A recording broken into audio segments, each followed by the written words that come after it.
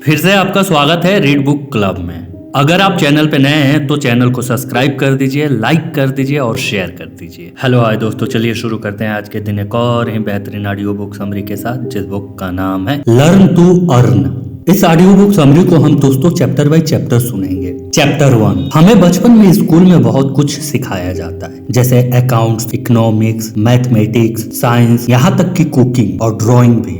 लेकिन वह हमें सबसे जरूरी चीज तो सिखाना भूल ही गए हैं, जो कि है इन्वेस्टमेंट अर्थात निवेश। हम देशभक्ति की बात करते हैं, हम आर्मी की बात करते हैं, लेकिन हम एक बात भूल जाते हैं कि एक देश को उसका बिजनेस महान और सशक्त बनाता है। बिजनेस की वजह से ही हमारी ग्रॉस डोमेस्टिक प्रोडक्ट जीडीपी भी बढ़ती है, हमारी इकोनॉमी बढ़ती है, इसकी वजह से लोगों को जॉब मिलती है, काम मिलता है, फाइनली देश की ग्रोथ होती है। लेकिन क्या हमने कभी सोचा है कि बिजनेस कैसे ग्रो करते हैं? वह तब ग्रो करते हैं जब कोई उनमें पैसा इन्वेस्ट करता है। आज हम इसी के बारे में सीखेंगे कि आखिर इन्वेस्टमेंट होता क्या है, कंपनीज कैसे ग्रो करती हैं, हम किन किन चीजों में पैसा इन्वेस्ट कर सकते हैं। तो हम उम्मीद करते हैं कि आप इस ऑडियो बुक समरी को उतना ही एंजॉय करेंगे जितना हमने इसे बनाते समय एंजॉय किया है। चैप्टर नंबर 2, सबसे पहले ये समझते हैं कि आखिर कंपनी होती क्या है। जब कई लोग एक साथ मिलकर एक बिजनेस करना चाहते हैं तो वह एक कंपनी बनाते हैं। कंपनी बनाना कोई मुश्किल काम नहीं है, बस आपको कुछ लीगल पेपर देने होंगे,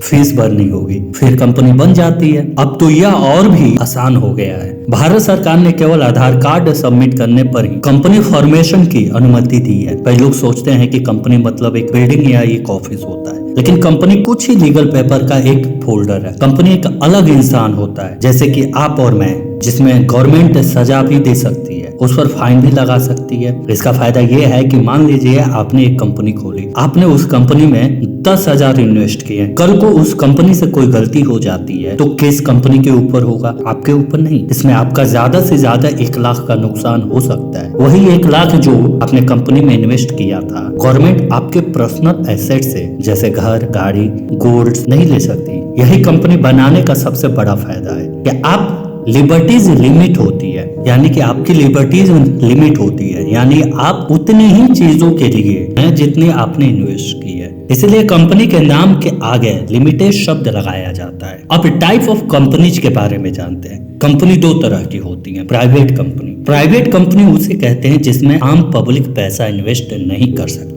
दूसरी पब्लिक कंपनी, यह वह कंपनीज होती हैं जिनके शेयर मार्केट में खरीदे और बेचे जा सकते हैं। इनके शेयर कोई भी खरीद सकता है, चाहे आप अमीर हो या गरीब, बस आपके पास इन्हें खरीदने के लिए पैसा होना चाहिए। जब भी हम किसी कंपनी के शेयर खरीदते हैं तो लीगली हम कंपनी के मालिक बन जाते हैं। बेशक छोटे से ही सही, लेकिन मालिक जरूर बन जाते हैं। हम अपनी पसंद के किसी भी कंपनी के शेयर खरीद सकते हैं। चैप्टर नंबर 3, अक्सर देखा गया है कि ज्यादातर लोग जिंदगी में काफी लेट इन्वेस्टमेंट करने के बारे में सोचते हैं, क्योंकि उनका यह कहना होता है कि अभी जॉब नहीं लगी, मैं अपनी जिम्मेदारी को पूरा कर लूं। लेकिन हम जितनी जल्दी इन्वेस्टमेंट करना शुरू करते हैं उतना ही ज्यादा हमें फायदा होता है। इन्वेस्टमेंट का सबसे पहला लेसन है कि हमें सेविंग करने की शुरुआत करनी होगी। इसे एक एग्जाम्पल से समझते हैं। एक लड़का राजीव है जिसकी अभी नई नई जॉब लगी है, जिसे लोगों को दिखाना है कि वह अमीर बन चुका है। वह सोचता है कि अब क्यों ना एक अच्छी सी 20 लाख तक की गाड़ी ले लूं। इसे खरीदने के लिए वह लोन लेता है। वह अपनी सारी सेविंग निकालकर 2 लाख का डाउन पेमेंट देता है, फिर 18 लाख का लोन ले लेता है। उसने 5 साल का लोन 11.6% के रेट पर लिया। अब हर महीने वो लगभग 40,000 उसकी इंस्टॉलमेंट भरता है। शुरू में राजीव जब भी अपनी नई गाड़ी कहीं पार्क करता है तो लोग वाह वाह करते रह जाते हैं, लेकिन 5 साल के बाद गाड़ी पुरानी सी लगने लगती है। अब ऐसी गाड़ी को देखकर कौन वाह वाह करता है, लेकिन ऐसी गाड़ी खरीदने के चक्कर में राजीव ने लोन ले लिया। वही लोन को चुकाने के लिए उसे 6 लाख रुपए एक्स्ट्रा देना पड़ता है, यानी कि एक गाड़ी पे 20 की जगह 26 लाख खर्च हुए। 5 साल के बाद जब अपने लोन चुका दिया तब उसके पास एक ऐसी गाड़ी थी जिसे वह पसंद भी नहीं करता था, जिसकी कीमत मार्केट में सिर्फ 8 लाख रह गई थी। वही दूसरी तरफ राजेश नाम के एक दूसरे समझदार लड़के को भी बिल्कुल सेम सैलरी पे जॉब मिलती थी। राजेश ने भी गाड़ी थी, लेकिन सेकंड हैंड, वह भी बिना किसी लोन लिए। वह इस बात को समझता था कि गाड़ी उसके लिए बस एक ट्रांसपोर्ट का साधन है जो उसे एक जगह से दूसरी जगह तक ले जा सकती है। गाड़ी पे कोई डेंट या स्क्रैच लगने से उसे कोई फर्क नहीं पड़ता था। वह अपनी सैलरी का एक बड़ा हिस्सा इन्वेस्ट करता रहता था। फिर एक ऐसा समय आया जब राजेश ने अपना खुद का घर खरीद लिया। दिया। उसने अपने ऊपर के 2 फ्लोर को रेंट पे दे दिया। फिर हर महीने पैसिव इनकम कमाने लगा। पैसिव इनकम वो होती है जिसमें किसी भी इंसान को एक्टिव कुछ नहीं करना पड़ता है, लेकिन फिर भी उसकी कमाई होती रहती है। अब राजेश को अपनी सैलरी के साथ रेंट भी मिल रहा था, यानी कि वह समझ गया था पैसे से और ज्यादा पैसा कैसे बनाया जाए, यानी अपने पैसे का सही इस्तेमाल कैसे किया जाए। चैप्टर नंबर 4, जो इस बात को समझ गया है कि इन्वेस्टमेंट करना कितना जरूरी है, उसके पास पैसे इन्वेस्ट करने के 5 ऑप्शन है। सेविंग अकाउंट यह बड़ा सिंपल सा कॉन्सेप्ट है जिसे हम में से ज्यादातर लोग यूज करते हैं। इसमें हर महीना हम कुछ पैसे बैंक में डालते हैं। बैंक उन पैसों को दूसरे को लोन देने में इस्तेमाल करती है। लोन पे दिए गए पैसों पर बैंक ज्यादा इंटरेस्ट देती है, उसे कुछ कम इंटरेस्ट में हमें देती है, यानी आप पैसे सेव करके उन पैसों से और पैसा कमा सकते हैं। सेविंग करने का हमारा मकसद होता है हम कम से कम इन्फ्लुएंसर को तो बेस्ट कर सकें, यानी महंगाई को। इससे एक एग्जांपल से समझते हैं। मान लीजिए कि आज आपने बैंक में 6% के हिसाब से 100 जमा किए, 1 साल के बाद आपको 106 मिलेंगे, यानी 6 इंटरेस्ट के रूप में। इन्वेस्टमेंट इन कलेक्टिव, इसका मतलब ये होता है कि ऐसी कोई चीज खरीदना जिसके लिए फ्यूचर में लोग हमें ज्यादा पैसे देने के लिए तैयार हो जाए। एग्जाम्पल के लिए पुराने सिक्के, पेंटिंग,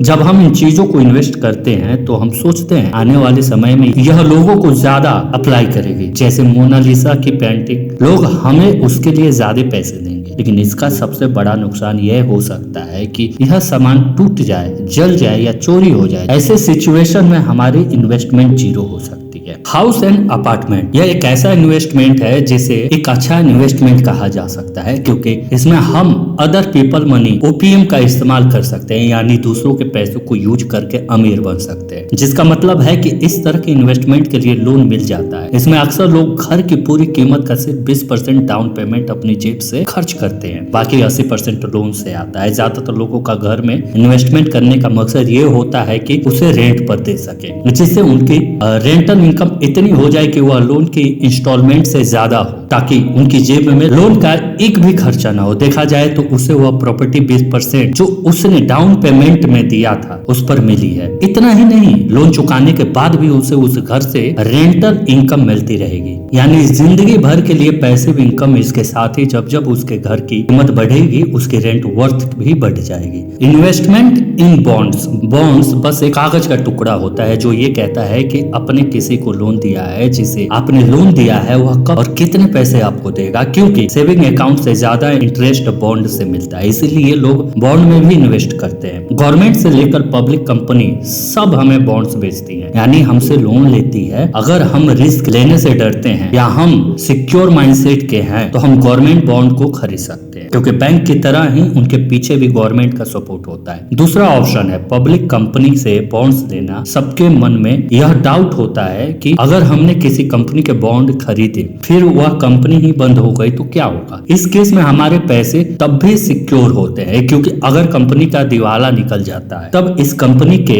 एसेट की नीलामी की जाती है। इस नीलामी से जो पैसे आता है वह सबसे पहले बॉन्ड्स होल्डर को दिया जाता है, उसके बाद शेयर होल्डर को। हमारी इन्वेस्टमेंट तब रिस्क में होती है जब कंपनी के सारे एसेट तो बेचने के बाद भी इतने पैसे इकट्ठे नहीं होते कि सभी बॉन्ड्स होल्डर के पैसे चुकाए जा सके। इसी वजह से कई लोग गवर्नमेंट बॉन्ड्स ही लेना पसंद करते हैं। इन्वेस्टमेंट इन स्टॉक, कई लोग स्टॉक यानी शेयर को ही बेस्ट इन्वेस्टमेंट मानते हैं, क्योंकि इसकी रखवाली हमें नहीं करनी पड़ती। इस तरह के इन्वेस्टमेंट में कंपनी जितने % ग्रो करेगी हमारी वेल्थ भी उतने ही ग्रो करती रहेगी। इसमें सबसे इंटरेस्टिंग बात तो ये है कि हमें उस कंपनी में कोई भी काम नहीं करना पड़ेगा। जो कंपनी के बॉन्ड्स होल्डर होते हैं, यानी जिन्होंने कंपनी को लोन दिया है, उन्हें बस उतने ही पैसे दिए जाते हैं जितना उस बॉन्ड सर्टिफिकेट में लिखा होता है। फिर वह कंपनी आगे चलकर चाहे माइक्रोसॉफ्ट या रिलायंस ही क्यों ना बन गई हो, लेकिन जो शेयर होल्डर होते हैं वह कंपनी की ग्रोथ का पूरा मजा उठाते हैं। यानी अगर कंपनी 20 गुना बढ़ेगी तो उनकी इन्वेस्टमेंट भी 20 गुना हो जाएगी। अगर हमें इन्वेस्ट करना शुरू करना है तो ऐसा नहीं है हमें करोड़पति होना होगा या लखपति होना होगा। आप 500 से भी इन्वेस्ट कर सकते हैं। Chapter number 5। अगर हमें इन्वेस्ट करने में मजा आ रहा है तो हम शेयर खरीद सकते हैं। पीटर कहते हैं कि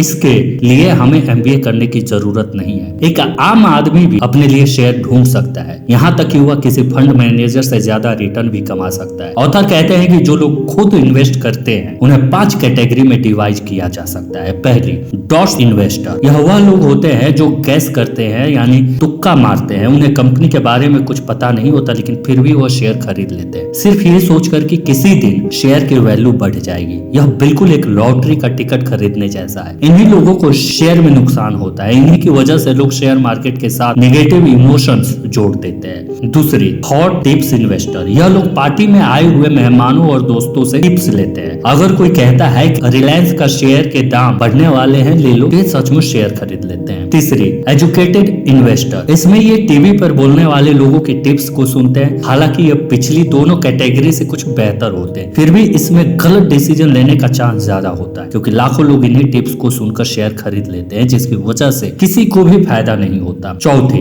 ब्रोकर टिप्स इन्वेस्टर। यह लोग एक ब्रोकर की टिप्स पर डिसीजन लेते हैं। ब्रोकर जब आपसे कहता है कि मैंने कंपनी को एनालाइज किया हुआ, इन कंपनी में इन्वेस्ट कर दीजिए, आपका पैसा डबल हो जाएगा। हो सकता है कि आपका ब्रोकर इंटेलिजेंट हो, उसने सच में कंपनी को एनालाइज किया हो, लेकिन ब्रोकर को कमीशन बेसिस पर काम करते हैं, यानी वह उन स्टॉक को खरीदने के लिए कहेगा जिसमें उसको ज्यादा फायदा होगा। पांचवी, डूइंग ऑन रिसर्च इन्वेस्टर। यह खुद अपनी समझ से कंपनी को स्टडी करते हैं, फिर अपनी तसल्ली के बाद ही इसमें पैसा इन्वेस्ट करते हैं। यह सबसे बेस्ट इन्वेस्टर होते हैं। अगर आप एक बेसिक इन्वेस्टर भी हैं लेकिन इस कैटेगरी में आते हैं तो आप बहुत हाई चांस है कि आप सक्सेसफुल होंगे। तो दोस्तों, ये थी आज की ऑडियो बुक समरी। अगर आपको अच्छी लगी हो तो हमें कमेंट करके जरूर बताएं। थैंक यू, धन्यवाद अपना कीमती समय देने के लिए। Thank you for watching read book. अगर आप हमारे चैनल पे नए हैं तो हमारे चैनल को लाइक कर दीजिए, सब्सक्राइब कर दीजिए और कमेंट करके हमें बताइए कि आपके लिए और कौन सी ऑडियो बुक समरी लाई जाए।